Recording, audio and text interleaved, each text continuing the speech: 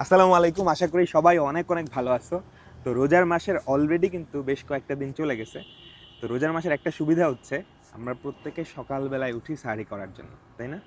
সাহরি করার পরের যেই টাইমটা, ফজরের নামাজের পরের যেই টাইমটা, এই টাইমটা কিন্তু অনেক বেশি রিফ্রেশিং, বুঝছো? So, তুমি চেষ্টা করো এই টাইমটায় পড়ার জন্য, কারণ এই টাইমটায় মাইন্ডটা ফ্রেশ থাকে। অ্যান্ড তুমি চিন্তা করো, দেখো লাস্ট কবে সূর্যোদয় দেখছো তোমরা?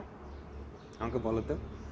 সো তুমি যদি সার্জারি করার পরে পড়তে বসো ফ্রেশ মাইন্ডে, তাহলে তুমি পড়তে পড়তে একটা টাইম পর গিয়ে সূর্যোদয়টাও দেখতে পারবে, বুঝতে পারছেন? সূর্যোদয় দেখা কিন্তু অন্যরকম একটা স্যাটিসফ্যাকশন কাজ করে।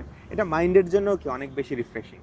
সো তোমরা যারা এসএসসি বা এইচএসসি ক্যান্ডিডেট আছো বা ফার্স্ট ইয়ার বা ক্লাস 9-10-এ আছো, ডেফিনেটলি ট্রাই করো যে রাতে ঘুমায়ে যাতে সকালে সকালে সূর্যোদয় থেকে পড়া শুরু করতে পারো।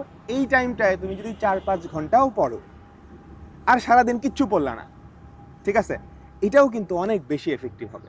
তো রাতে পড়া ভালো, কিন্তু তার থেকে তুমি যদি সকালে পড়তে পারো, এটা কিন্তু অনেক বেশি এফেক্টিভ। ইনফ্যাক্ট আমার নিজের ক্ষেত্র, বুঝছো, এই যে আমি আজকে হচ্ছে সকালে উঠে সারি করে নামাজ পড়ার পর আর ঘুমাই নাই। আমি অনেকগুলা শ্যুট করছি, এরপর এখন একটু বাইরে ঘুরতেও আসছে। ঘুরতে এসে কিছু শ্যুট টুট রিল টিল বানাইতেছি তোমাদের জন্য, কিছু গাইডলাইন শেয়ার করার জন্য, ঠিক আছে? তো তোমরাও এটা কিন্তু ট্রাই করতে পারো।